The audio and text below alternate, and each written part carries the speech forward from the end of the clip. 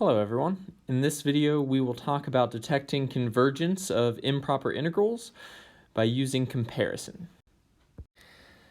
Alright, so let's talk about the basic idea of comparison. So right here we're going to have two examples. You can think of f maybe as like 1 over x squared, something like that. Something where the integral is going to converge from, say, this a to infinity.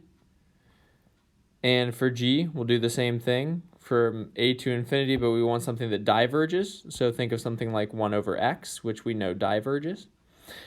So we have a couple of cases here. And the basic idea is fairly simple.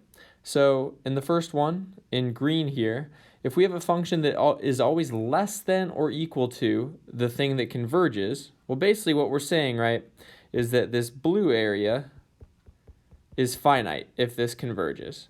So if you have a function in green that is always less than the function in blue, then the area that it has is less than this finite area, so it must also be finite. And so we would say that this integral of h also converges from a to infinity. And the counter is also true. So in yellow here, right, so this area below the red is going to be infinite. And so if you have something that's always above the red, well, you're only getting more area, right? And so that has to be infinite as well.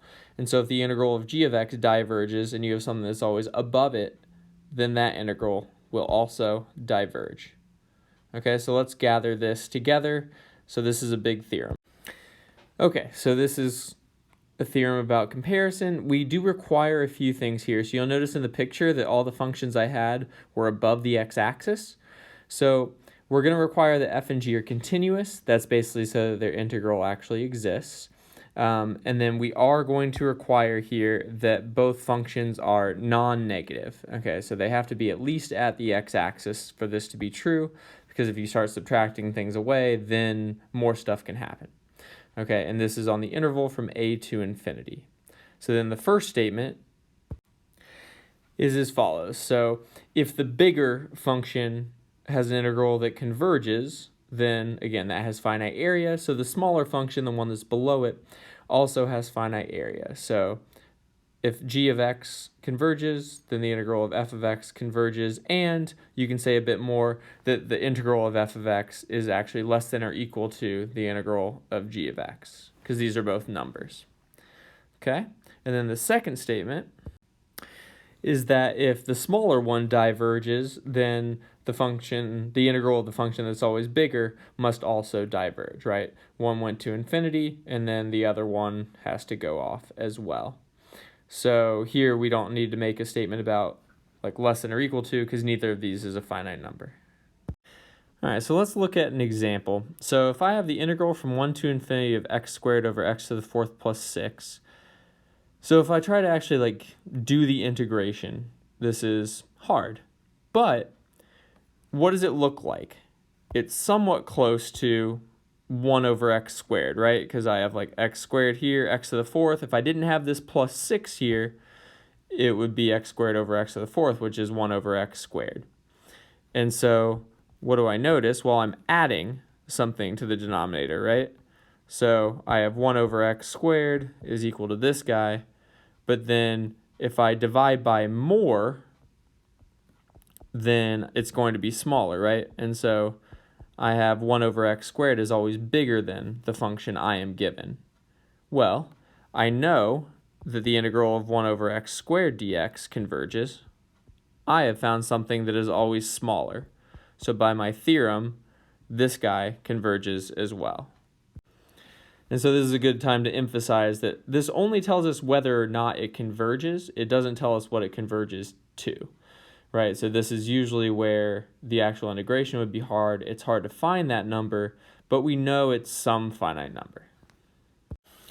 Okay, so here's another one. So if I have 1 over x minus 1, again, I look at this at the bottom and I think this looks an awful lot like 1 over x, right? But here I'm subtracting from the denominator. So if I'm dividing by less, it's going to be bigger than 1 over x. I know that the integral of 1 over x dx diverges, and thus this guy diverges as well. So if we want to make comparisons, we need a basis for comparison, right? So here are a few main functions that we will consistently use as comparisons. So e to the minus x, its integral from 0 to infinity is 1. So this always converges. The other main examples will be 1 over x to the p.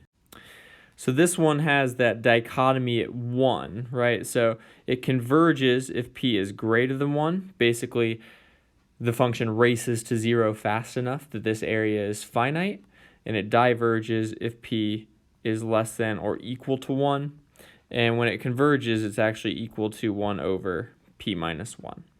Okay, so these are the main ones we will use to compare to other other functions to.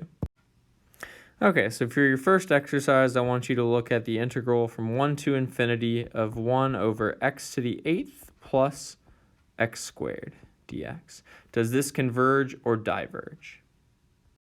So a natural question that may have arisen when you saw that previous theorem was, well, what if my functions are not positive or non-negative, right? So what if I actually go below the x-axis at some point? What can I do? So let's look at the integral from 0 to infinity of sine of x over e to the x. Or if you want to think of it with that comparison, you could view this as sine x times e to the minus x. So as sine oscillates, right, it's going to change sign a lot. It's going to do that forever. But this term is going to 0. It's shrinking, so it seems like, okay, maybe the areas like cancel each other out. I end up with a finite number. How do we figure this out? Well, we do know that the absolute value of sine x over e to the x is always less than or equal to 1 over e to the x, or e to the minus x, right? Because the absolute value of sine is always less than or equal to 1. Well, now this guy on the inside, this is a non-negative function, right? This is always greater than or equal to 0. So from our theorem, we definitely get that the integral from 0 to infinity of the absolute value of our function is going to converge, because we know that e to the minus x converges here. So basically, if I reflect everything up and I make sure everything's above the x-axis, it converges. And it turns out we have a nice theorem that tells us what happens if we remove these absolute value bars.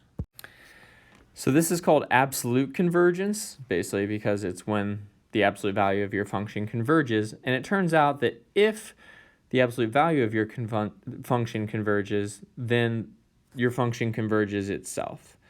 And the way you want to think of this is that you're adding up you're making everything positive, you're getting more and more area. If that is a finite number, well, if you take away the absolute value, then all you've done is like subtract some stuff away. And basically the most that you could have subtracted away is if everything was below the x-axis, but then that would be finite too, because if you flipped it above, that was finite. And that's basically what this last thing is saying, right? That the absolute value of what you get, this signed area, is always going to be less than if everything was above the x-axis and all added up. Okay? So let's take a look at this example. So cosine of x is at most 1, right? So this numerator is usually negative. So this function is almost always negative because x squared is definitely positive.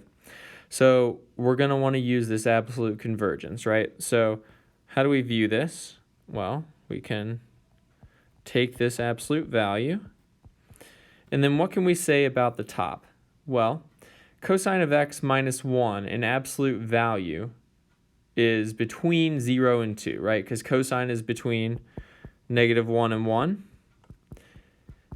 And so you have 1 minus 1 would be 0, but the worst you could do is negative 1 minus 1. That would give you an absolute value of 2.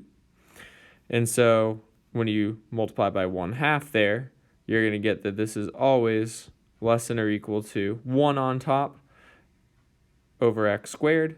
We know that 1 over x squared from 1 to infinity is going to converge. And so we know that this absolute value guy converges by the normal comparison. So this must converge as well by absolute comparison. Okay, so for your second exercise, I want you to think about this function. So you want to look at the integral from 1 to infinity of x minus 6 over x cubed plus 1. So think about, is this ever negative? If so, you should probably look at the absolute value and think, what should I compare to? All right, thank you for watching.